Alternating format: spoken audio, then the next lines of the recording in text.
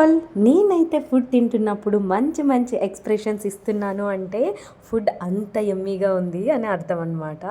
చూసారా ఎంత ఎంజాయ్ చేస్తున్నానో. ఈరోజైతే మా నాన్నమ్మ గారు నాతో షేర్ చేసుకున్న వెల్లుల్లి కారం రెసిపీని మీతో షేర్ చేసేసుకోవాలనుకుంటున్నా. ఎవరికైతే కోల్డ్ ఉంటుందో అలాంటి టైంలో అండ్ థ్రోట్ పెయిన్గా కూడా ఉంటుంది కదా, అలాంటప్పుడు ఇట్లా స్పైసీ ఫుడ్ అండ్ గార్లిక్లో ఉన్న ఘాటు తినడం వల్ల మనకి కోల్డ్ నుంచి రిలీఫ్ వస్తుందన్నమాట. అందుకని కొన్ని గార్లిక్ తీసుకున్నా, అందులో కారం ఉప్పు వేసి బాగా స్మాష్ చేసేసుకున్నా అనమాట.